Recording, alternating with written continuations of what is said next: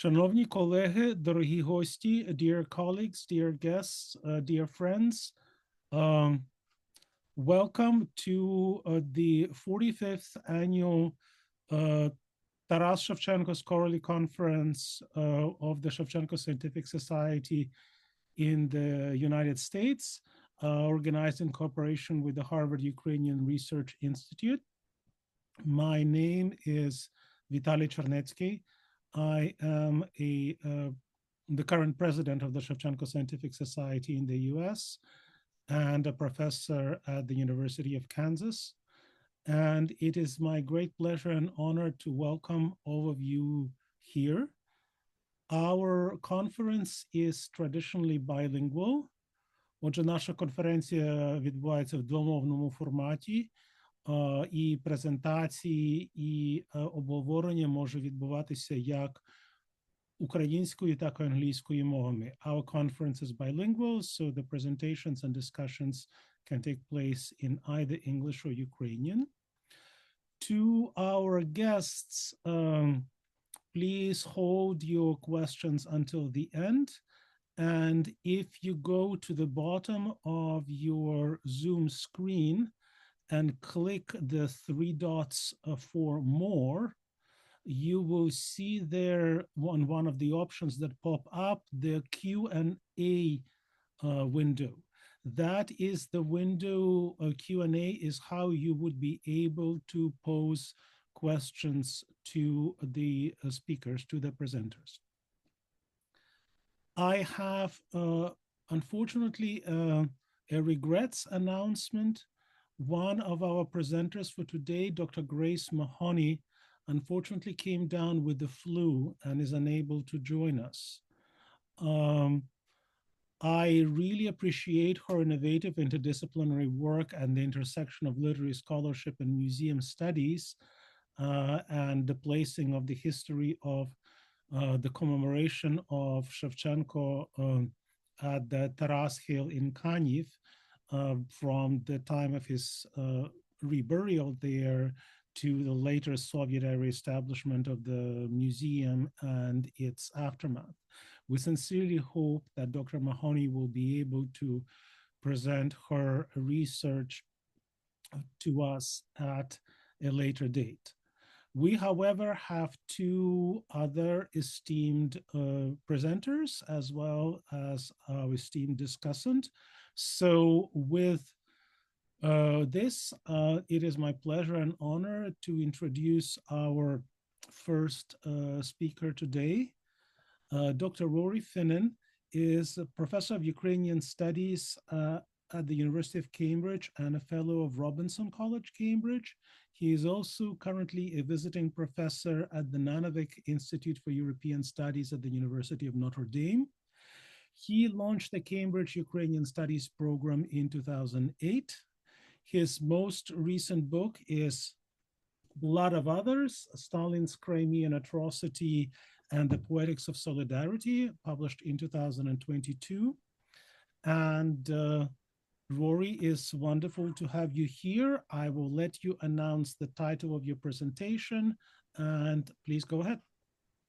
Добре, по-перше, я хотів би сказати українською мовою, що це для мене дуже велика честь бути частиною такої особливої події з такими чудовими колегами в день народження Тараса Григоровича. Дякую за запрошення, пане Віталію. Really nice to see you all. Thank you for the invitation. The title of my presentation today is Catalyst of Formation, Vilnius in the Development of Taras Shevchenko. So I'm going to try to share my screen right now to begin discussion. Hope everyone can see that. Wonderful. Well, I want to begin with a moment in the year 1829, a moment in which Taras Shevchenko was enveloped by the sweeping tones of the Te Deum chant on the morning of Sunday, 6th of December, 1829. The 16-year-old serf lived within the steps of no more than 20 churches in Vilnius, and I'll give you a sense of just how many in a moment. and an instruction had been given to perform the Gregorian chant of thanksgiving in all of these churches. The reason was not liturgically inspired, but politically ordained. As you see here, the Kurie-Litevsky, or Lithuanian Courier, explained on its front page that the chant was not to mark the feast day of St. Nicholas, of course, a sacred figure of humility, generosity, and devotion to the poor. Rather, it was to honor the so-called Great Name Day of the most serene emperor, Nicholas I of Russia.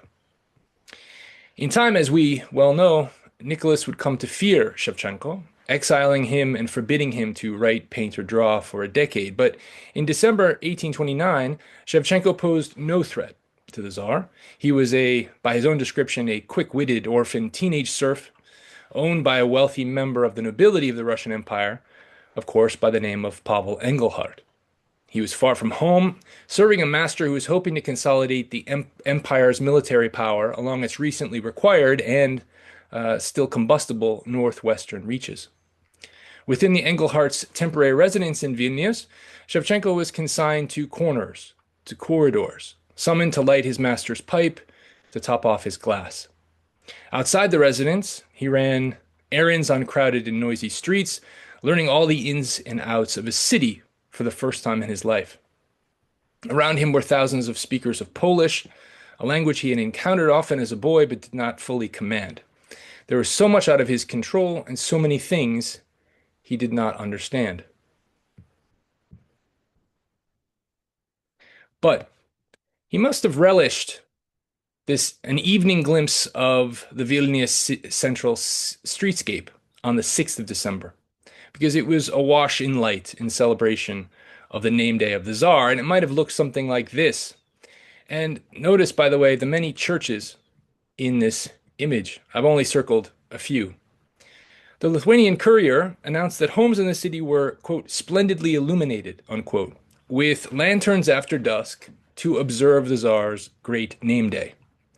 And as you could have seen, if I gave you more time with that front page report, it described a lavish ball that was held in the city in Nicholas's honor, insisting notably that the merriment at this ball was sincere, veselo szczere, as the newspaper makes clear. The Russian imperial governor and Engelhart's commanding officer, Alexander Rimsky-Korsakov, presided over the party, which gathered a who's who of high society to dance the Polonaise and raise glasses to the sovereign. Among the invited guests were Engelhart and his wife Sophia, whose, quote, beautiful eyes, as one Polish contemporary noted in Vilnius, quote, gleamed more brightly than the diamonds of her splendid diadem. Now, on the night of the ball, Shevchenko took what he called his stolen treasures out to copy them. He had the night free while his master and mistress were away at the ball. And this stash of images was a gallery of fascination for any teenage boy. It was full of images of folkloric heroes, military leaders. But unlike other young men, Shevchenko did not look upon these legendary figures with wide eyes, dreaming of emulating their courage or daring do. Instead, he studied them with a fixed gaze. He analyzed the rhythm of their representation, the angle of every sword, the contours of every galloping horse, the shading of every cloud of battle smoke. He reproduced them on leaves of paper with what had been a stolen pencil over and over again. And so on the night of the ball, he took out these stolen treasures, and as he describes, he reverently and meticulously copied them at a table, with a candle burning brightly at his side. And one of these pictures must have been Alexander Orlovsky's portrait of the Don Cossack Ataman Matvey Platov, who chased Napoleon from Moscow back to France between 1812 and 1814. And as you can see here, the portrait centers on a very classic, dynamic equestrian pose. Referring to himself in the third person in his achingly short autobiography, Shevchenko recalled the moment when his final touches on the copy of Orlovsky's poet were violently interrupted. And this is, again, Shevchenko referring to himself in the third person, describing this particular moment. Quote, he had already gotten to drawing the little Cossacks prancing around the mighty hooves of Platov's horse, and I've circled them here so you can note them. When the door opened, the master and mistress had returned from the ball. In a fury, the master pulled him by the ears and slapped him in the face, shouting that he might have burned down not only the house, but the whole town. The next day, the master ordered the coachman Sidor to give him a sound flogging, which was duly carried out with vigor, unquote. Shevchenko's tone is characteristically sardonic, and he moves from the episode very quickly, offering really little reflection and elaboration. In fact, in the grammar of his brief and very elliptical autobiography, Vilnius is not a comma or a colon, but a parenthesis. It is marginal, ancillary, a casual aside. There's little in the way of supplementary documentation or testimony to help us center Vilnius in his story on our own. After all, paper trails tend not to follow teenage serfs with no family, far away from home. So we, today, are left with question marks, even mysteries, all of which invite our speculative imagination, which I'll be using a lot today. And I would argue that they demand such speculative imagination. The poverty of source material about this time in Shevchenko's life belies the rich significance of Vilnius as his first home beyond Ukraine. He spent, after all, a year and a half there. No other place outside of his native land, I'd argue, cultivated his worldview and artistic appetite as quickly. This is an image of Engelhart's residence at this time in Shevchenko's life when, as we all know, Shevchenko was always fond of toys. In fact, on travels later in his life, he would fashion makeshift musical whistles for children to entertain them. In 1829, at the age of 16, Vilnius was his kaleidoscope. The city threw his life into a storm of new shapes and colors while narrowing his visual field along dense street lined with high facades. For a boy who grew up chasing wide-open horizons, the difference was not unwelcome, but it was jarring all the same. The episode with Engelhart offers us a very vivid example. By turns humorous, awkward, and infuriating, Shevchenko's account of being caught drawing by candlelight illustrates a degree of his provincial naivete, as we might say. After all, he spent his childhood in a small hut in Kirilivka, where he and his siblings slept atop a large clay stove that heated the entire home during the day. For a boy who spent his nights on the Lezhanka, a lit candle at night may not have been too unnerving. But what Shevchenko underestimated was the perilous position of the two-story Engelhart residence on bustling Zamkova Street, or Castle Street, in Lithuanian Pilies Street. Another image to give you a sense of where it is on Pilies Street. You can see the arrow pointing to the left, very bustling thoroughfare. And this residence that we see on the left, thanks to that arrow, it was no self-standing cottage. You can see it as part of a chain, a link in a chain of diverse structures in one of the oldest parts of the city, with a fair share of fire-friendly pharmacies. To one side, the building was attached to a 16th century brick house, originally of Gothic design. To the other side, it was attached to a bakery and a tavern dressed up like with a neoclassical facade. The street had suffered through a lot of fire in the past. A conflagration in 1769, for instance, consumed much of Vilnius's old city, and the residence also underwent significant renovations before the arrival of the Engelhart party. So at a time when every house in Vilnius was required by law to have a ladder, an axe, and full water barrel at the ready, this fire paranoia was real. But I want to pivot from this notion of the structure and its proximity to others, the risk of fire, to something different. Because all this architectural density and diversity had an artistic upside. They trained Shevchenko's eye and offered him an immersive crash course in the history of European aesthetics. Vilnius was, quote-unquote, chaotic, as one prominent citizen described it at the time. It was home to an ethnically and religiously diverse population of around 50,000, most of whom were Catholic, Jewish, and Orthodox. Around every corner was a place of worship, if you recall that image from Nocturnal Vilnius that I showed earlier. Only Krakow could rival Vilnius in the number of churches per square meter, Warsaw and Kiev did not even come close.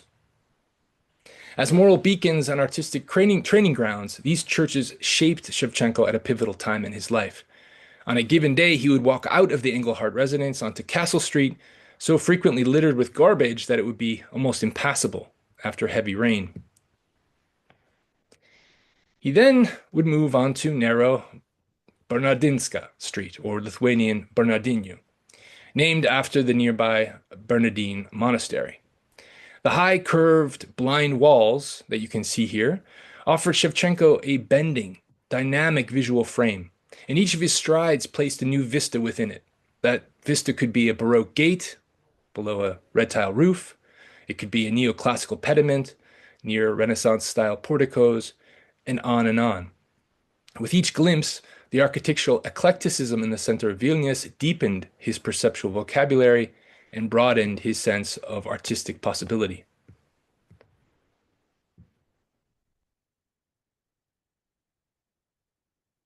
This is the vision that Shevchenko encountered at the end of Bernardinska Street, the Church of St. Anne in Vilnius, a church that would linger in his dreams for the rest of his life, a church that actually Napoleon, it is believed, wanted to transport back to Paris in the palm of his hand.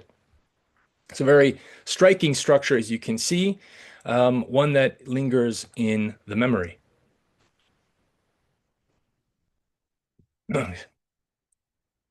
But inside the interior of the Church of St. Anne, you see rather traditional and almost modest interior design, much more staid, much more conservative.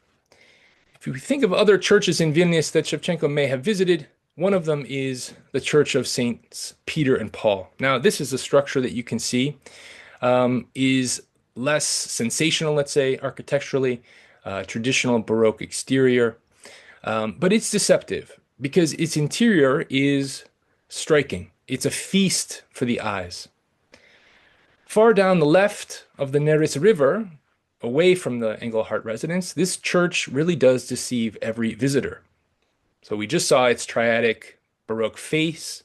It lacks that dynamic musculature of the exterior of the Church of St. Anne. And one might think, based on the exterior, that the church is itself, like St. Anne, inside stately and familiar. But when we walk inside, our knees buckle at the sight of 2,000 white stucco relief sculptures, crowding every inch of doorway, archway, cornice, and ceiling. Cherubic angels in flowing drapery appeared to push through the plaster and the stone. The ancient symbols of the evangelists, the eagle, the ox, the lion, and man, protrude from an elevated pulpit inside the nave. The space is a late 17th century fever dream by sculptor and architect Giovanni Pietro Perti and painter Giovanni Maria Galli, completed over the span of 8 years. Shevchenko must have lost his breath in it, because the nave, the apse, the dome, all of them breathe. They feel alive. As light glides through the space, Perti's stucco figures seem to move and slip through material surfaces, perforating the boundaries between the sacred and the profane. With his private cachet of stolen pictures, Shevchenko had been chasing line on the static flat page, but such sumptuous church interiors demanded that he crane his head around every curve and explore the play of surface and void in more dimensions. They detonated, we might say, his sense of depth and feel for form. He must have taken his pilfered pencil and sketched and copied there too. Not far from the main altar of the Church of St. Peter and Paul, Shevchenko would have lifted his gaze to take in Perti's Baroque wonders, as well as 2 striking canvases on the walls inviting devotional prayers. One of these paintings depicts St. Ursula ascending into the sky, martyred for the faith alongside virgin disciples who look up to the heavens in exhaustion and astonishment. These side chapels and their images meditate on the courage and sacrifice of women. They were a part of the church, in other words, where Shevchenko would have felt most at home, and where we come upon clues shedding light on the greatest mystery of his early art. We all know that among His male European contemporaries, only really Tennyson comes close to centering women in his poetry as predominantly and as consciously as Shevchenko. The history of Ukraine's colonial exploitation often led him to exploit in turn the experiences of women as national allegory, but for a man of his era, Shevchenko stood apart in championing what we would associate today with feminist ideals. He never ceased in foregrounding female perspectives in his work. He critiqued poems that cast women in the position of, quote, silent slaves. As he once insisted, women must play the primary role, unquote. He was keenly attuned to systems, to structures of oppression, both local and global, national and imperial. No trauma, in his view, is ever singular or incidental, and no trauma should be borne alone. At the core of such tropes as the pokrytka, or the covered woman seduced and shamed by the male colonizer and rejected by her family, is an incendiary condemnation of the patriarchy. The patriarchal figures in his work preside over a very brittle top-down social apparatus in which the very withdrawal of their gaze and recognition brings humiliation and violence. Orphans endure personal loss, but bastards experience social death. And to cite here from a passage we all know very well from Katarina, rendered here into English, evil folk may mock and taunt the tiny urchin orphan, but his mother's grave will calm him, hushing all his heartache. What if someone out there who has nothing at all, whose own father does not know him, shunned by his own mother? What is given to the bastard? Who will deign to see him?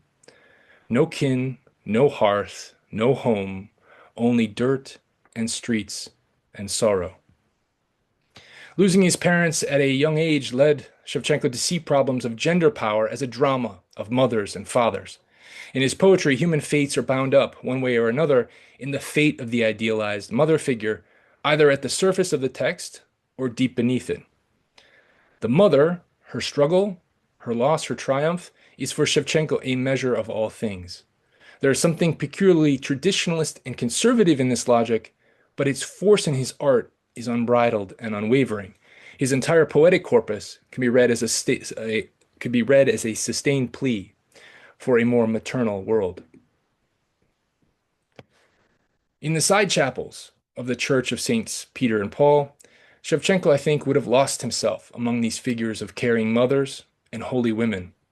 He would have sketched their faces, their plaintive upward gazes, their windswept hair, the flowing fabric of their clothing. His pencil would have danced to render the play of natural light on the sculptural ornamental plaster that brought the stories of these women to life. Such experiments with form and technique, with depth and shadow, would have helped make possible, I think, the first extant work with his signature, the enigmatic and striking bust of a woman of 1830. Shevchenko completed this piece, which of course has been forensically analyzed and authenticated, when he was only 16 years old, months after his arrival in Vilnius.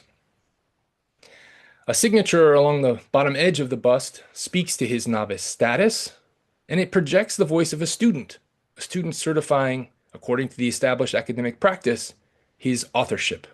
Quote, Taras Shevchenko drew this, unquote.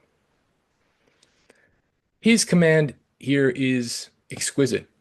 It conveys a deep feeling for being in space.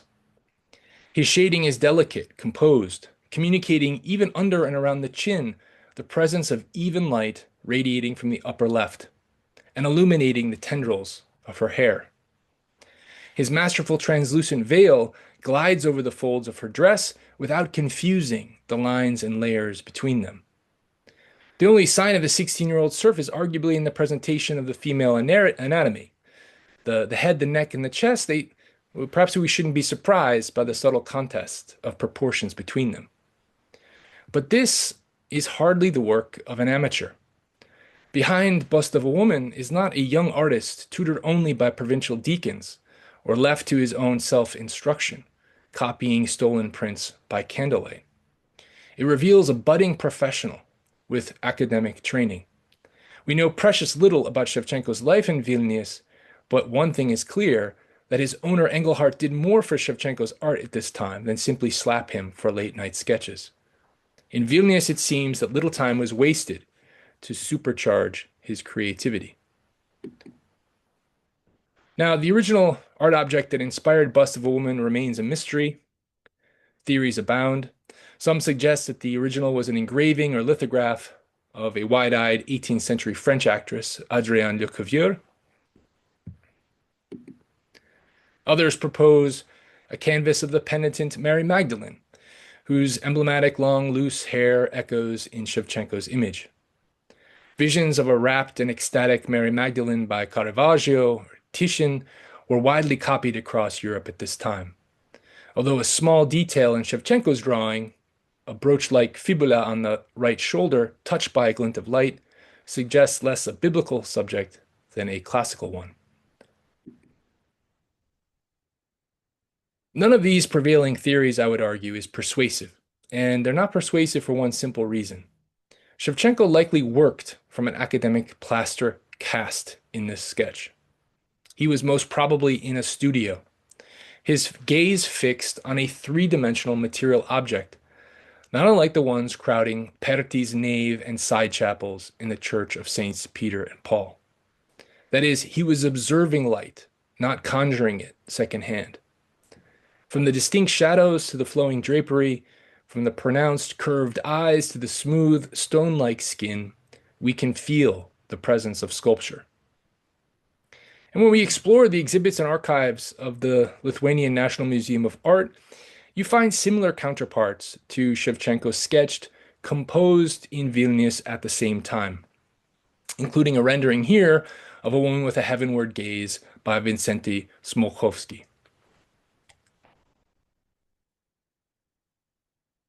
As well as a drawing of a veiled bust of a woman in ecstatic prayer by Tadeusz Łukasiewicz. Both Smolkovsky and Łukasiewicz were students of the legendary professor Jan Rustem, whose teaching at the University of Vilnius advanced the practice of mastering drawing from sculpture before moving to live models. Łukasiewicz was a so-called free listener or auditor, as we'd say today, in Rustem's classes. Is it safe to say that Shevchenko was one too? A definitive answer is elusive. No institutional documents survive attesting to the presence of Shevchenko at the University of Vilnius, but I think Bust of a Woman may be all the convincing paperwork we need. It bears the hallmarks of rigorous academic training and suggests direct access to an extensive plaster cast collection, which other often hypothesized mentors like the itinerant portrait artist Johann Baptist van Lampe did not possess. Shevchenko also leaves us a breadcrumb in his writings. He makes one reference to the teacher Rustem when sharing professional wisdom about the seminal importance of drawing for any painter.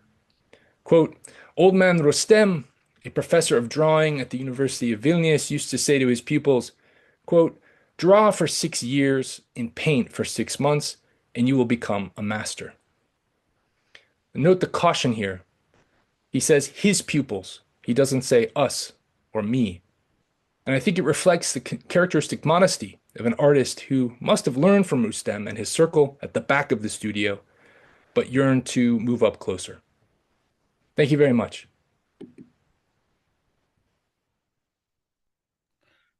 Thank you so much, Professor Finnin, Rory, for this fascinating presentation. I look forward to our later discussion. For now, тепер переходжу українською. Тепер для мене велика честь представити нашого наступного доповідача Михайло Назаренко, літературознавець, кандидат філологічних наук, доцент кафедри східнослов'янської філології та інформаційно-перекладних студій Навчально-наукового інституту філології Київського національного університету імені Тараса Шевченка. Серед його багатьох книжкових публікацій «Поховання на могилі», Шевченкова біографія у фольклорі і фейклорі, перше видання 2006 рік, доповнене і виправлене видання 2017 рік, антологія крім Кобзаря, антології української літератури з 1792 по 1883 рік, що вийшло в 2021 році і була відзначена національною премією імені Тараса Шевченка. І зовсім нещодавно «Тільки істинна правда з українських повір'їв» 2025 рік. Разом із Олександром Бориним пан Михайло упорядкував і прокоментував видання «Тарас Шевченко в критиці» у 2 томах, що вийшло в 2013-16 роках. І «Спогади про Тараса Шевченка», перший том вийшов в 2023 році. І як президентові наукового товариства імені Шевченка в Америці мені особливо приємно згадувати ці видання, бо це частина, продукт творчості праці Інституту джерелознавства, який ми підтримуємо і завдяки якому багато унікальних публікацій з'явилося останніми роками, що кардинально змінило і рівень, і доступність наукових матеріалів стосовно життя, творчості, інтелектуальних впливів, контекстів, то, що Тараса Григоровича Шевченка. Отже, пане Михайле, прошу. Дякую. Хочу ще раз подякувати за запрошення взяти участь в цій конференції. І зараз я виведу на екран свою презентацію. Тема моєї доповіді – «Слідчі справи кирило-мефодіївців як джерело Шевченкової текстології». Ми всі добре знаємо, наскільки високою є варіативність Шевченкових текстів і наскільки важко вибрати дефінітивні тексти, дефінітивні редакції. І завдання це ускладнює специфіка побутування поетових творів, особливо ранніх, цензурні і редакторські втручання, поширення авторизованих і неавторизованих списків, Шевченкова неуважність при виправленні копій і так далі. Які варіанти враховувати, які рукописи чи видання вважати авторитетними? Часто відповіді на ці питання однозначними бути не можуть. Саме тому слід звертати увагу на ті джерела, які лишалися на периферії дослідницької уваги. До них належать і деякі матеріали з слідчих справ кирило-мефодіївців. Після арешту братчиків політична поліція взялася за прискіпливий перегляд їхніх творів, і друкованих, і рукописних. Зокрема, управитель 3-го відділу Леонтій Дубельт у журналі «Слідство» подав короткий коментований переказ Кобзаря 1840 року, Гайдамаків і Гамалії. А «Слідчі справи Шевченка» містить конспективні переклади цих таки творів, з якими працював Дубельт, а також «Сну», «Мертвим і живим», фрагменту «Великого льоху» і поезії Костомарова «Діти слави», яку Шевченкові переписали помилково.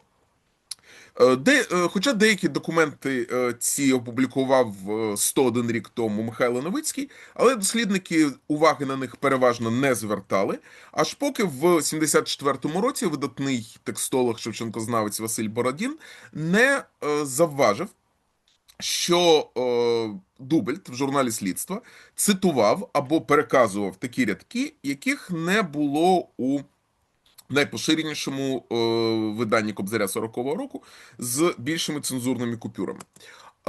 Я нагадаю, що спочатку був виданий Кобзар на так званий 115-сторінковий, де цензурних купюр було менше, але практично весь наклад видавець Мартос видалив з продажу, і Кобзар на 114 сторінок містив вже більше цензурних купюр, і в результаті перший 115-сторінковий Кобзар відомий лише в одному примірнику. Ви бачите, наскільки серйозно в другому Кобзарі 40-го року текст Тарасової ночі був скорочений. І Бородін порівняв деякі тексти з Кобзаря 115-сторінкового з перекладами в журналі «Слідства». Наприклад, не вернуться, сказало синє море, не вернуться, навіки пропали. Правда синє, правда море, така їх доля. Не вернуться сподівані, не вернеться воля, не вернеться козачество, не встануть гетьмани. В другому, більш цензурованому варіанті Кобзаря цих рядків нема, але ми їх бачимо в журналі «Слідства». «Не возвратятся, отвечает море, они погибли. Правда, продолжает автор, не возвратятся ни свобода, ни гетмани». Так само і з Тарасовою ніччю. «Украина, болит сердце твоей участи, где твоя свобода, гетманы казачества, разве море затопило горы, могилы, они молчат, плачьте, казацкие дети». Мовчать гори, грає море, могили сумують, плачуть діти козацькі, така ваша доля. І на основі цих зіставлень Бородін дійшов однозначного, як йому здавалося, висновку. Він вважав, що третій відділ розглядав якраз повніший примірник Кобзаря, одержавши його, без сумніву, з офіційної установи, ймовірно, з цензурного комітету. Проте, якщо ми уважно прочитаємо прозові переклади, то побачимо, що вони не цілком відповідають тексту 115-сторінкового Кобзаря. Вони повніші, навіть ніж це менш цензуроване видання. Отже, в них мало бути якесь інше джерело. Ну, от, наприклад, в обох варіантах Кобзаря 40-го року рядки поезії до Основ'яненка надруковано ось так. Цензурні купюри чи автоцензурні купюри позначено рядками крапок. І ті рядки, які цензура не пропустила, бо Шевченко навіть їх до цензури не подавав, поет відновив аж в 1859 році в рукописній збірці «Поезія Тараса Шевченка, том 1», а до того Московщина, кругом чужі люди, не потурай, може, скажеш, та що з того буде? Насміються на псалом той, що виллю сльозами, насміються. Тяжко батьку жити з москалями. Поборовся б з лукавими, якби малось сили. Ви можете побачити, що з москалями закреслено, і Шевченко на горі написав з ворогами, а Данило Каменецький, який допомагав Шевченку і Кулішу готувати нове видання Кобзаря, закреслив з лукавими і дописав на горі «І я може». В справі Тараса Шевченка відповідний фрагмент перекладено так. «Кругом вокруг московцы, чужие люди, может быть, скажешь, что из того выйдет, насмеются на эту слезную песнь, тяжело жить с русскими, поборолся бы с мужиками, если б сили достало». В курсивом я позначив якраз ті рядки, яких не було в жодній з друкованих версій Кобзаря, і постає питання, звідки ж їх взяли жандарми. Зверніть увагу також на дивний переклад «поборовся би з мужиками». Якби перекладали з друкованої версії, така помилка була би мало ймовірна, але якщо припустити, що джерело було рукописне і там було написано «поборовся з лукавими», слово «лукавими» рукописне справді можна прийняти при неуважному читанні за мужиками. Отже, можна вважати, що принаймні в одному списку Кобзаря, який було зроблено не пізніше перших місяців 1847 року, рядки поезії до Основ'яненка читалися як «жити з москалями» і «поборовся б з лукавими», тобто так само, як в початковому тексті поезії Тараса Шевченка 1859 року до внесення в них в цей рукопис змін. Ще один приклад розбіжності перекладу з Кобзарем 40-го року знаходимо в Тарасовій ночі. В прозовий переклад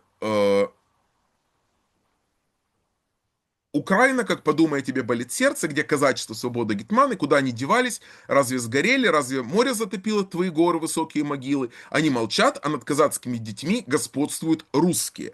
Так само і в журналі «Слідство» в перекладі Дубельта. Але в Кобзарі 40-го року ми читаємо, а над дітьми козацькими поляки панують. Звідки ж взялися русські? Можна припустити, зіставляючи два жандармські переклади, що в тому тексті, з яким вони працювали, було не поляки панують, а москалі панують, що вкладається в віршований розмір. І справді, існує один відомий список Тарасової ночі саме з таким рядком. Це збірка рукописна 1844 року, вірші Тараса Шевченка. Це Кобзар, Гайдамаки і Гамалія, переписані польською латинкою, з ілюстраціями Михайла Башилова і Якова де Бальмена. Оскільки, на жаль, розділи інші редакції, варіанти в академічних виданнях не містять згадок про відмінності у графіці вірші і пунктуації, то деякі відмінності між різними варіантами Шевченкових творів в жодному академічному виданні не зазначено. Наприклад, що поділ поеми «Наймичка» на розділ, який здійснив Куліш, не збігається з поділом на епізоди в Шевченковому рукописі. Так само і тут. В жодному виданні, академічному виданні Шевченка не зазначено, що в збірці вірші Шевченка після слів «Бідна моя Україна, стоптана ляхами» слова Тараса Трясила, лапки закриваються, нижче стоїть риска на позначення межі між фрагментами вірша, далі йдуть два рядки крапок, і тільки після них Україна, Україна.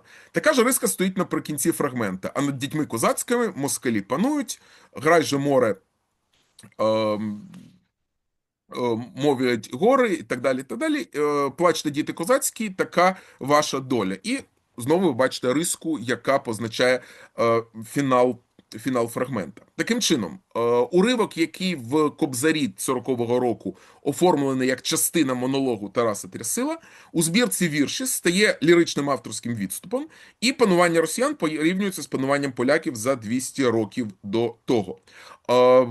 Саме за цим варіантом, очевидно, і перекладали в третьому відділі. Текст, який лежав перед жандармським перекладачем, був оформлений так само. 3 крапки на початку прозового абзацу «Україна, як подумай, тебе болить серце» відповідають 2 рядкам крапок в рукописі Башилова де Бальмена. Отже, чи не з рукопису вірші Тараса Шевченка, який був у розпорядженні жандармів, перекладали Шевченкові твори? Таку гіпотезу ніби підтверджує те, що поему «Гамалія» в цій рукописній збірці, на відміну від окремого видання 1844 року, відкриває епіграф з народної пісні. «Ой, крикнули журавлі, потім боці на ріллі, заплакали козаченьки у кайданах в неволі». В жандармському перекладі «Ой, крикнули журавлі, заплакали козаки в оковах». Цього епіграфу, як я сказав, немає у виданні поеми 1844 року. Можна припустити, що це одне з виправлень, які Шевченко хотів, але не встиг внести в друкований текст. Ми знаємо, що такі нездійснені зміни були. Він про це писав того ж 44-го року Осипу Бодянському. Однак, збірка вірші не могла бути покладена в основу всього жандармського перекладу. Якщо ми відкриємо в цій збірці вірш до Основ'яненка, то побачимо, що купюри в ньому ті ж самі, що в обох кобзарях 40-го року. Там немає рядків, а до того московщина, кругом чужі люди, там немає жити з москалями, там немає поборовся б з лукавими. Отже, у співробітників третього відділу мало бути інше, повніше джерело. Тут ми переходимо в сферу припущень, але припущень обґрунтованих. Ми знаємо, що до рук поліції потрапило видання, в якому могли бути рукописні виправлення і додатки. Більше того, воно потрапило разом зі збіркою Башилова де Бальмена вірші Тараса Шевченка. При арешті Миколи Костомарова в нього були знайдені і передані в третій відділ, зокрема, от ви бачите, пункт 2, книга «Кобзарь. Сочинення Шевченка», і рукопись «Кобзарь Шевченка», писана польськими буквами в перепльоті, тобто вірші Тараса Шевченка. И в іншому жандармскому документе стихотворение художника Шевченки на малороссийском языке в 2 книгах. Из них одна рукописная, превосходно иллюстрированная, а другая печатная. Находящиеся в рукописной стихотворения, кроме одного, все те же, которые помещены в напечатанной с дозволения цензури. Кроме одного, тобто крім поеми «Гамалія», яка виходила пізніше, ніж і Кобзар, і Гайдамаки. Саме за рукописами Костомарова, а не за збіркою «3 літа», було здійснено переклад поезії «Сони мертвим і живим», фрагменту містерії «Великий льох». Про це свідчить і набір текстів, і їхній порядок, і, наприклад, те, що в поемі «Сон» в жандармському перекладі відсутній епіграф, так само, як в списку Костомарова, і те, що з «Великого льоху» переклали тільки той уривок, який переписав собі Костомаров, розділ «Три душі» і так далі. Тому найпростішим припущенням буде, що працівники третього відділу, всупереч твердженню Бородіна, ні в який цензурний комітет по Кобзаря не зверталися, а скористалися примірником, який уже мали, який належав Костомарову, і в якому, як можна припустити, були рукописні вставки. Хронологія цьому відповідає. Костомарова привезли в Петербург 11 квітня 47-го року, а 16 квітня Шевченкові твори вже перекладали і конспектували. Гіпотетично переклад Тарасової ночі могли зробити на основі відповідних сторінок збірки вірші Тараса Шевченка, але це видається малоймовірним. Маючи друковане кириличне видання, не було сенсу звертатися до рукопису латинкою. От ви бачите, як виглядала обкладинка цієї багатоілюстрованої збірки вірші Шевченка. Звідки Шевченкові друзі могли взяти безцензурні тексти поезій? Бородін вважав, що від самого Шевченка, що цілком можливо. В поезії «Трьох літ» Костомаров отримав від Олександра Навроцького, а джерела вставок у поезіях до Основ'яненка і Тарасова ніч з'ясувати навряд чи можливо. Вірогідно, Костомаров отримав їх або від Шевченка, або від третьої особи. Зрештою, фрагменти Тарасової ночі міг переписати зі збірки віршів, вони тотожні. Наскільки можна судити за перекладами жандармськими, рукописні вставки були тільки в поезіях до Основ'яненка і Тарасова ніч. Російські версії Катерини Гайдамаків не містять ознак того, що там були і заборонені рядки. Бородін справедливо зазначав, що пряме чи опосередковане походження Тарасової ночі в збірці віршів від самого Шевченка, а також те, що текст поеми був проглянутий, частково виправлений поетом, робить його досить авторитетним джерелом. Те ж саме можна сказати і про Гамалію, і про гіпотетичні вставки в Костомаровському Кобзарі, реконструйовані за перекладом. Праця анонімного співробітника третього відділу дала змогу визначити, який саме варіант заборонених рядків поезій до Основ'яненка і Тарасова ніч поширювався серед близьких друзів Шевченка всередині 40-х років. І це ставить перед текстологією вимогу нового перегляду відомих списків Шевченкових творів задля залучення найнадійніших із них до розділів варіанти в майбутніх виданнях. В академічних виданнях 30-х, 50-х і 60-х років почасти, але не дуже послідовно так і робили. В останніх двох академічних виданнях враховано тільки ті варіанти, які практично лише ті варіанти, які зроблені рукою Шевченка, але, як ми бачимо, це не завжди має сенс. Ми бачимо, що навіть конспективні російські переклади, зроблені сучасниками поета, можуть дати нову інформацію про побутування творів із Кобзаря та їхні ранні редакції. Дякую за увагу.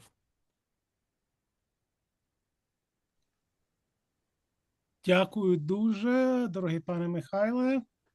І тепер для мене велика честь і радість представити нашого дискусанта. It is now a great pleasure and honor for me to introduce the discussant for our conference today, which probably does not need introduction to anyone in the field of Shevchenko studies. We are very fortunate and happy that Professor George Grabovich, past president of the Shevchenko Scientific Society in the US, and Dmitro Chezhevsky, a research professor of Ukrainian literature at Harvard University, is joining us as a discussant today. Ми дуже раді, що професор Григорій Грабович з нами.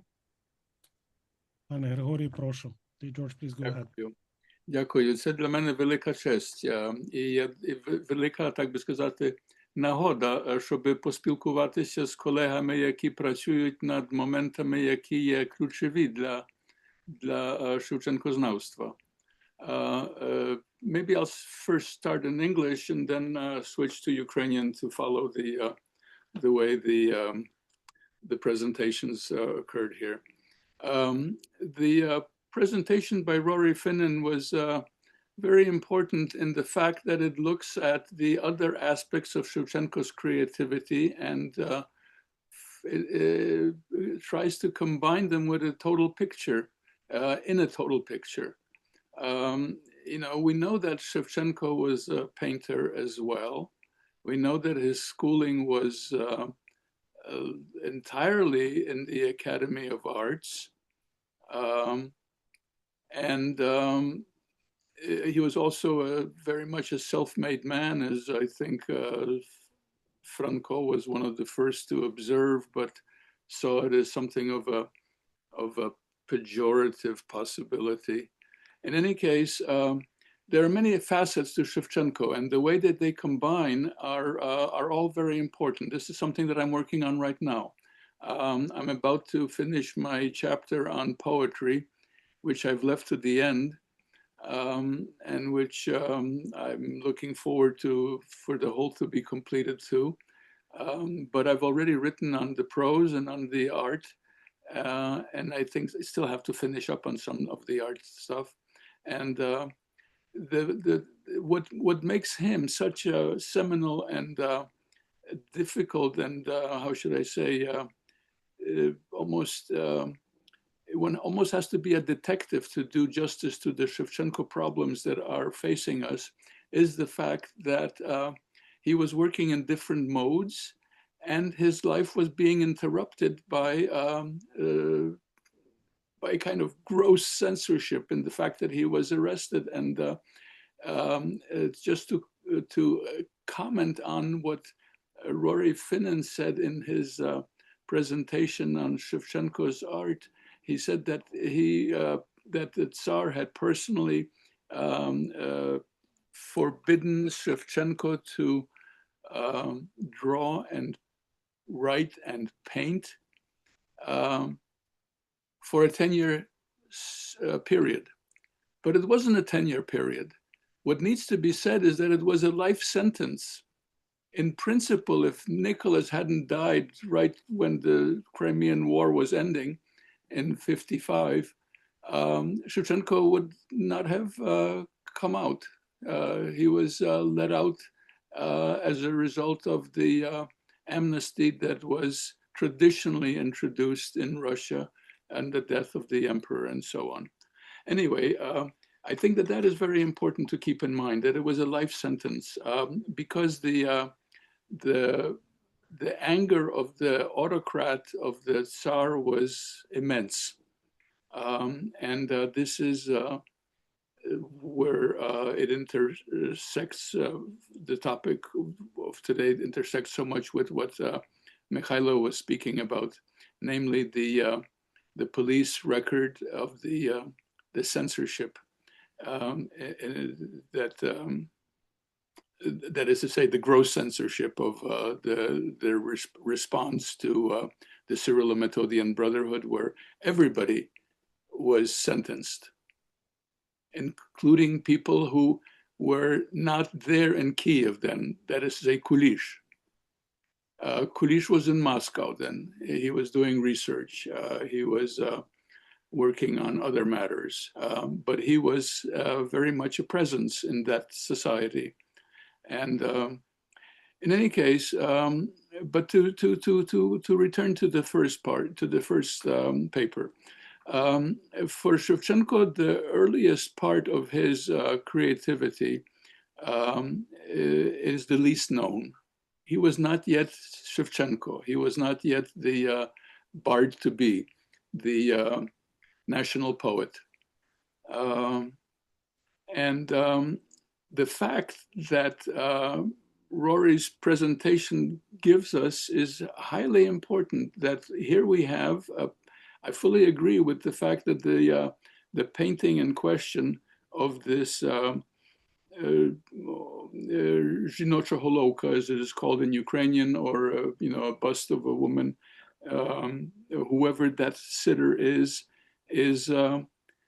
remarkably professional. It is remarkably subtle, and could very well have been, as his argument presented today, have been done from a plaster or a bust cast rather than a painting itself. It has that kind of plasticity and that kind of sense of perspective and proportion and dimension and so on, and feel to it. In general, the whole question of Shevchenko's art is a major, large issue in the reception of the poet of Shevchenko, because only recently have two books appeared that have given it the kind of revisionist focus that is required. One, which appeared, I think, in 2008, was by the Lviv scholar Ovseychuk, and it discusses Shevchenko's art in the context not of Russian art, but of universal art processes, and especially in the West, and has very many interesting things. And an even more interesting book that I think needs to be mentioned is by the son of Biletsky, say Platon Biletsky, who wrote a book just before he died at the end of the 90s, in 1998 or 9, and it's called Apostol Ukraine, and it deals with the very things that he himself was obliged to lie about when writing for the Shevchenko dictionary of 1976. That is to say, highlighting socialist realism as a centerpiece of Shevchenko's thinking, as it were, critical realism, i.e., or socialist realism, as it ended up becoming, and critiquing implicitly his own approach. But the whole question of Shevchenko studies is still in abeyance. That is to say, it hasn't really been duly addressed, because Ukraine did not have, the Ukrainian academic establishment has not had a chance to stand back and to look at their historical record, and the fact that Soviet Ukrainian Shevchenko studies were so deeply suborned by Russian imperialism. I mean, this seems like a digression, but I think it is central to our issues. So then to return to the thing, for Shevchenko, Vilnius was very important. He returns to it in, we have this instance of the fact that he met this young Polish woman, Dunia Husekowska, who he fondly remembers much later in life, writes about it. I think it's in the diary. And then, of course, the poem, which already was written in exile, that is, say, in prison and exile. I think I for example, in this book of mine, I continually speak of it as prison and exile. It's not just exile. Pushkin was in exile and spent all his time going to balls. And so was Mickiewicz, also went to balls, had a wonderful time in Crimea and so on, before being feted. I'm talking about Mickiewicz now. Before being feted in Moscow and St. Petersburg, of course. In any case, Shevchenko also went back to it in Uvilni Horodi Preslavnim, where he goes back and indeed deals with an instance of, if you will, transcultural relationship, because here it is between a Jewish woman and a Polish, I believe, as far as I remember the poem, because it had a very large Jewish population too. So this kind of subtlety is very much part of the experience of Vilnius, of what Rory was talking about, and of course the November uprising, the Powstanie Listopadowe. And the fact that it happened when Shevchenko was there, and Engelhardt was obliged to immediately retreat back to St. Petersburg. He was never a frontline officer. It was more like a show position. But they immediately asked him to come back. Vilnius was very heavily fortified by the by the Russians and the uprising, but the people were in that mode, and this is something that Shevchenko saw, and it must have left deep imprints on him. So to move on to the second point, because I don't want to speak too long here. I think that the issues that were put to us by Mikhailo are all very important as well, and they deal with the very textual fabric of the works. Давайте я перейду на українську мову, щоб могти так нав'язати кращий контакт, може, з потенційними слухачами і з паном Михайлом також. Йдеться ось про що. Що тут в полі уваги нашого доповідача були дуже конкретні, специфічні моменти текстові, текстуального, так би сказати, зафіксування. Ми не маємо достаточних, тобто вони показують нам, які ще можливі були джерела для основної текстології Шевченка. Тому що його видання були, як ми чули від цієї доповіді, були цензуровані постійно. Так що те, що було програмовим, так би сказати, закликом Шевченка до Основ'яненка, так як це потім тлумачив Юрій Шевельов, що це була своєрідна полеміка навіть із Основ'яненком. Воно насправді якось не доходило аж так сильно до читача, як могло би, якби врахувати оригінальний текст. Той текст, який ми тепер маємо перед собою. Але він переходив через різні сита. І ті сита цензурні були, так би сказати, тим основним, тою основною заборолою, чи тим основним якимсь каменем преткновення, що не допускали доходу Шевченкового слова до його читача. Перше нецензуроване видання, яке ще за життя Шевченка появилося, було це лайпцигське, яке ті вірші Пушкіна і Шевченки, де навіть Шевченка перекрутили прізвище, тому що, не знаю, не було там коректора доброго в Лейпцигу. Але в основному перше видання це було Праський кобзар з 1876 року, тобто це вже є 15 років по смерті Шевченка. Але дуже багато розходилося, і це, власне, про це йшла мова в доповіді пана Михайла про джерела текстові в рукописах, тобто в різних виправленнях, в різних додаткових, так би сказати, чи то дописуваннях, чи так, як ми маємо і в тексті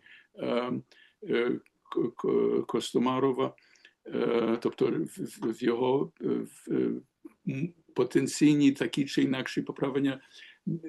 Ті речі всі потребують ще дальшого дослідчого оброблення. Я не знаю, чи я всі питання відповів, але радо би почув думки моїх колег, але на цьому завершу, щоб не забирати надто багато часу, і попрошу про дальшу дискусію. Дякую дуже, дорогий Григорію. Dear George, thank you so much.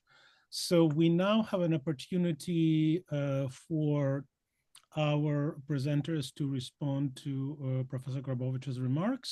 In the meantime, I remind and encourage members of the audience to please pose your questions in writing using the Q&A button at the bottom of your screen.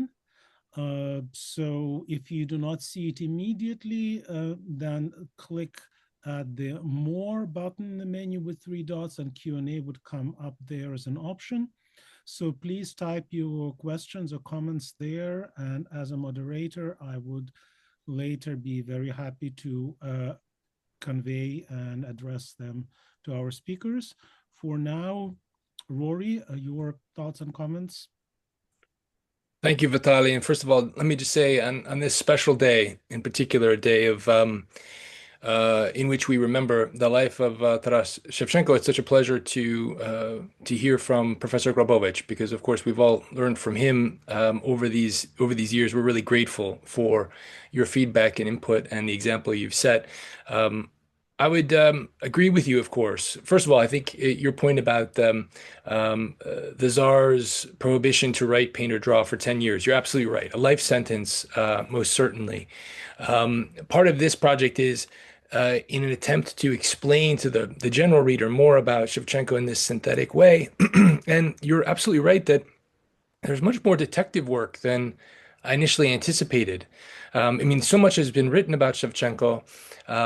Shevchenko's Znavstvo is a vibrant field. Obviously, as you put it to Professor Grabovich, there are always issues with that field and its need for growth in different ways. But what I didn't quite anticipate is how much I didn't know about this Vilnius period, and how much I needed to think through and visit the city to understand Shevchenko's experience at that time, to really empathize with him as a 16-year-old young man in this hugely transitional and formative period, to walk in those steps, to think through his own experiences there. And naturally, visiting different churches, you begin to see things that resonate quite a lot with his mentality. I mean, the focus on the sacrifice and the example set by particularly holy women and mothers and martyrs.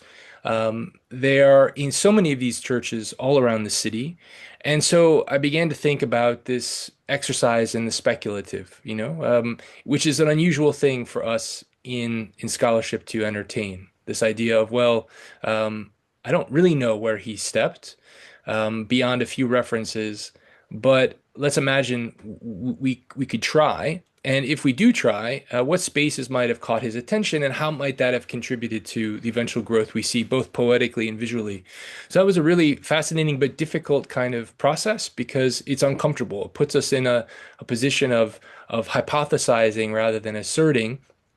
But I think to a degree, in this decisive transitional period between his youth and childhood in Ukraine and then his arrival in St. Petersburg, that's needed specifically with Vilnius. So I appreciate your input and advice in that regard, and I look forward to more questions. And I also want to thank Mikhailo for his fascinating paper too, about a period that I also find incredibly important. Thank you so much, Rory. Дякую дуже. Пане Михайле,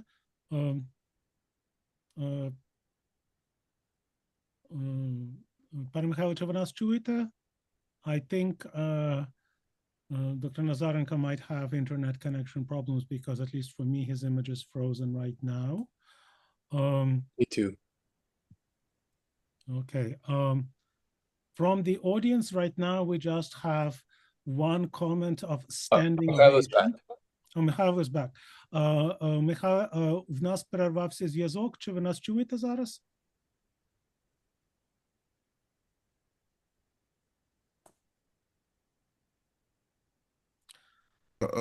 Коментарі, коли я готував цю доповідь, статтю, я схемою про шевченківську текстологію, про проблеми, які досі не вирішені, і я зараз для видання Кобзаря з текстологічними уточненнями, і я бачу, скільки невирішених насправді проблем існує навколо публікації творів Шевченка, і саме це спонукало мене зануритися в питання, а як же в конкретні рядки конкретних віршів виглядали за 1,5 десятиліття до того, як були вперше з Шевченком зафіксовані на папері, точніше, відомі нам фіксації на папері цих рядків. І я чудово розумію, що справа не тільки в тому, щоб заново звіряти з рукописами, а саме в нових концептуальних підходах до Шевченкової текстології, які мають бути вироблені і втілені. Чи можна тут прокоментувати саме це? Мені здається, що питання текстології напорюється на поважні навики, які є в українському шевченкознавстві. Бо в основному це є ядро, бо Шевченко є національним поетом для України. Він є тим, який надихає націю на самоусвідомлення. І таким чином починають спрацьовувати різні неакадемічні, не суто академічні моменти. Один з них – це є телеологія, тобто, що все мусило йти таким напрямом, таким шляхом, як можна було, так би сказати, передбачувати вже від моменту його канонізації, коли він вже помер. Тобто того усвідомлення, що це був наш пророк.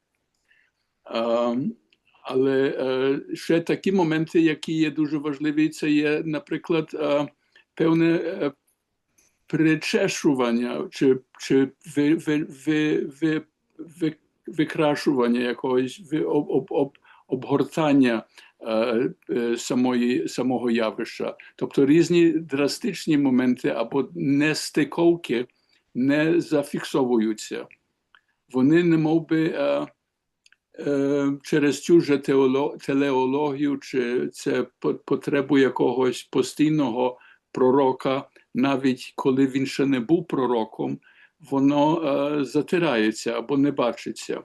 Я це бачу також і в самій текстології. Наприклад, коли поняття остаточного тексту, про це натякає пан Михайло, що ці, так би сказати, складнощі, які є в кожному писанні, в кожному висловлюванні поетичному, вони не добачуються, не доглядаються. Вони немовби, і найкращий приклад цього це є спосіб якогось, так би сказати, заперечування самого слова. Ми знаємо, що Шевченко викреслював деякі рядки. Він в його малій книжці є цілі поезії, які є викреслені. Вони є тепер нами уважені за шедеври. Як тоді оперувати, або певні рядки, які є викреслені з кінця Марії, знаєте? Останніх 9 рядків Марії є викреслені. Але це тільки тому, що ніби є перекреслення це. Але це не значить, що воно поетично не спрацьовує. Навпаки, воно дуже працює. І не кажучи вже про факт, що деякі поезії, наприклад, із тих же періоду 3 літ випадають, і вже вони не фігурують в найостатнішому повному виданні 12-томнику чи 10-томному виданні, тобто 12-томному виданні, повному виданні Шевченка. Тобто, наприклад, це, що назвати можемо пандант до Великого Льоху. Це стоїть в селі Суботові домовина України і так далі. Знаєте, це дуже важливий такий сумарний вірш, який має окреме своє існування, але він тепер не існує, його немає. Він був викреслений нашими же шевченкознавцями. Anyway, це такі моменти, які підкреслюють складність і потребу якогось стереоскопічного мислення щодо цього явища. Дякую дуже, Григорію.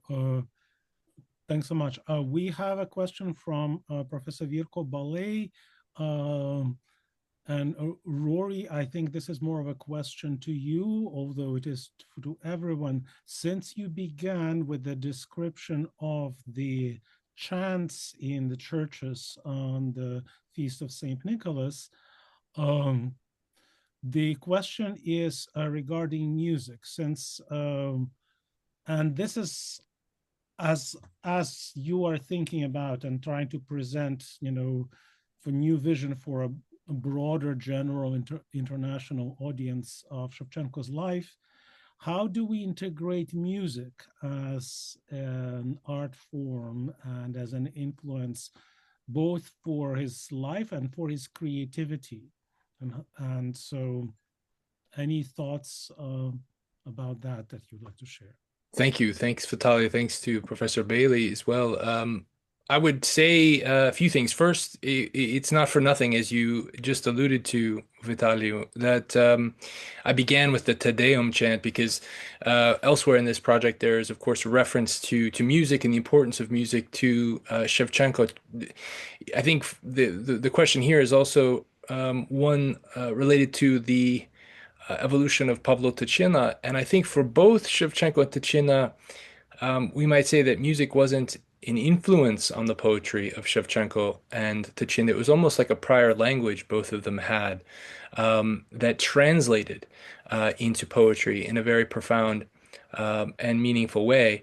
I think the difference between the two might be that in the 19th century in particular, music became this form that allowed so many cultural elites in the Russian Empire to talk about differences of national identity, or what becomes thought of as national identity.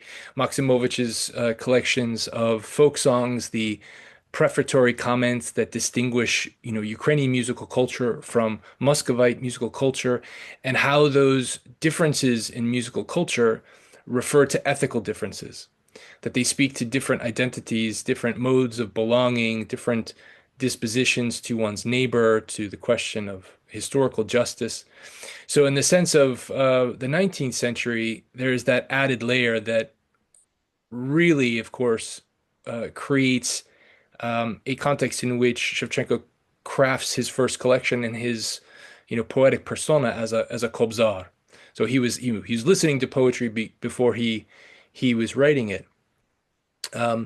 So I find that to be a very important framework and a basis for discussing Shevchenko's environment and his eventual evolution as an artist.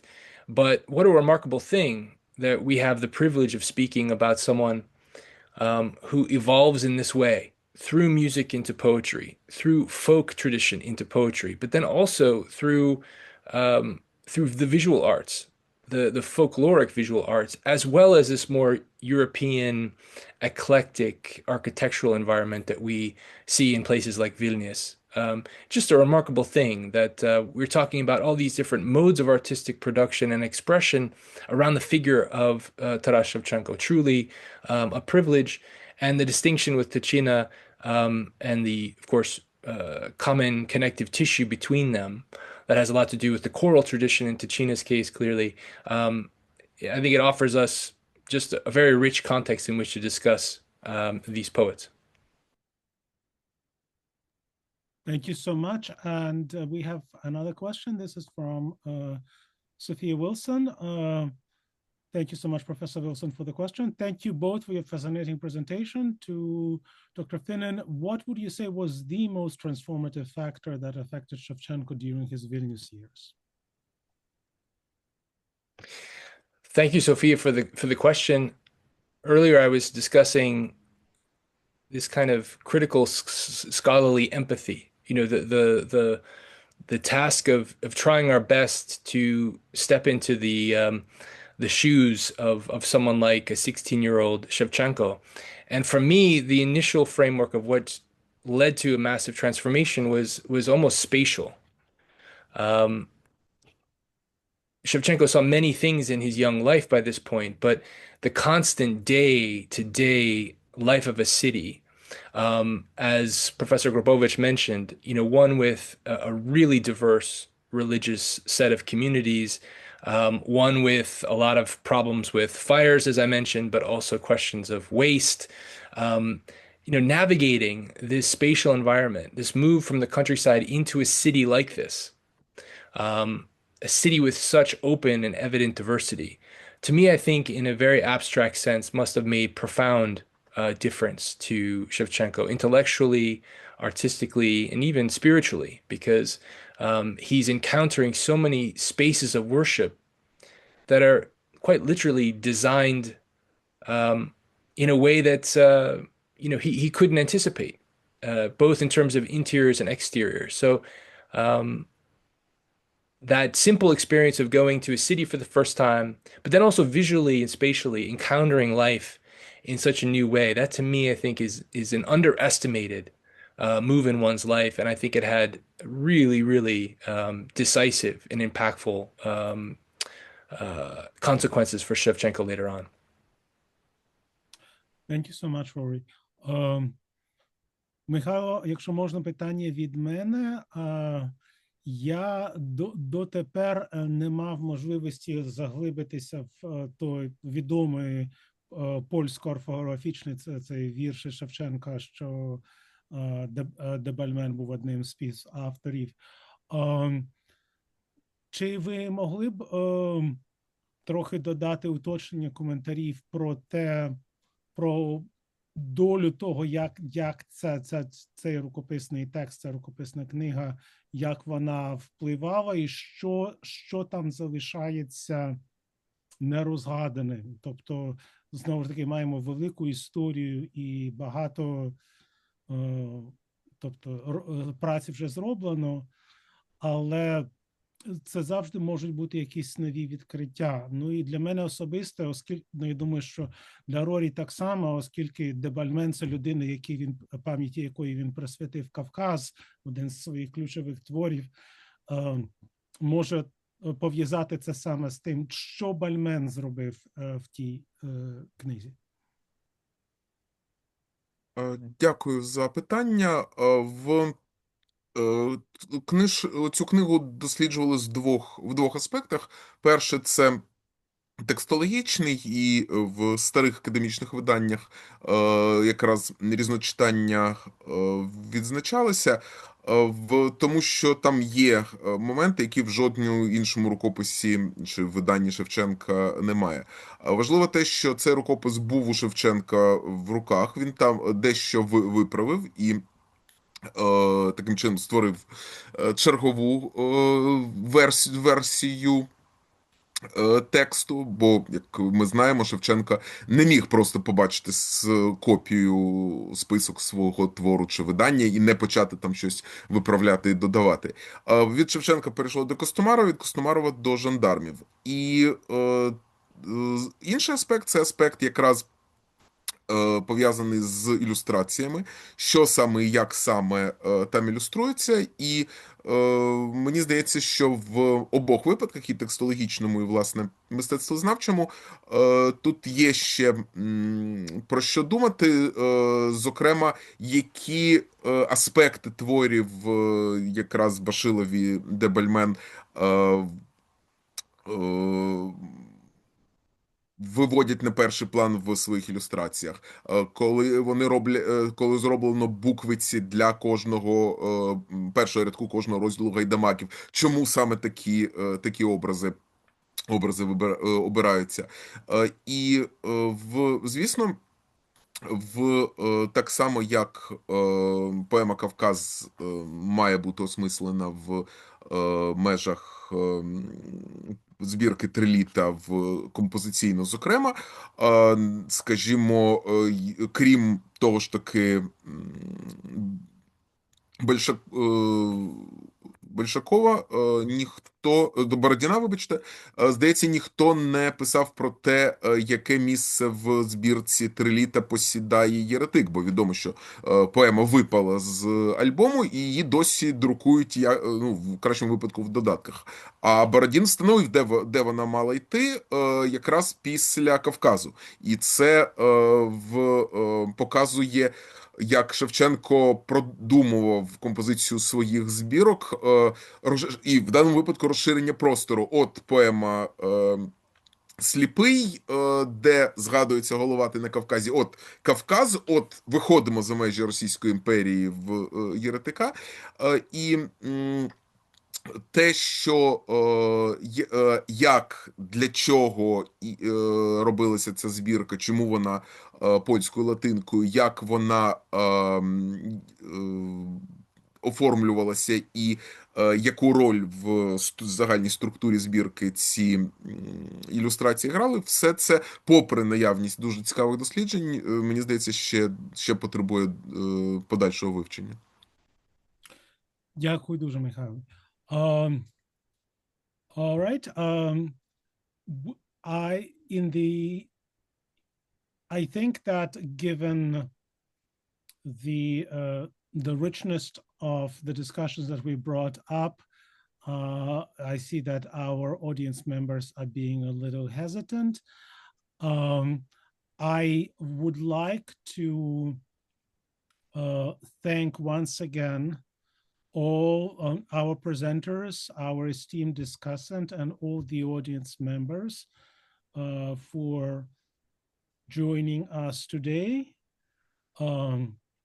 Дякуємо Збройним силам України за те, що вони продовжують боронити Україну і увесь світ від російської агресії. Thanks to the armed forces of Ukraine for defending Ukraine and the entire world from the Russian aggression and enabling the continuation of Ukrainian studies, including Shevchenko studies, being possible in this world. Thanks for everyone who lifts their voices and who speaks up for the cause of Ukraine and Ukrainian culture and Ukrainian studies, past, present, and future. I recently was really inspired by one of my graduate students who brought to a seminar on Rory and Shevchenko that I taught last semester the perspective of a relatively new subfield within social sciences that is called critical future studies. So we are talking about Shevchenko as a prophet a lot, but there is actually a very interesting new development in social sciences as to how different kind of populations, groups, and communities imagine their potential futures. So that to me is a fascinating example where Shevchenko is far ahead of his time and is a remarkable figure that the world needs to know and appreciate better. And given this, we're all waiting for with bated breath for both Rory Finnin and George Grabovich's new books, and we wish both projects successful and smooth and as speedy as possible journey to their publication. And so to be continued. Thank you so much once again, everyone. To our guests, please follow Shevchenko Scientific Society through the calendar of events on our website. Please sign up for our email, follow us on social media, and we look forward to seeing you at our future events, both in-person events that are streamed online and fully online events like the one today. Thank you so much again to everyone. Дякую дуже. Слава Україні. Героям слава. Слава ЗСУ. Дякую, Віталію. Дякую. Дякую всім. Бачення.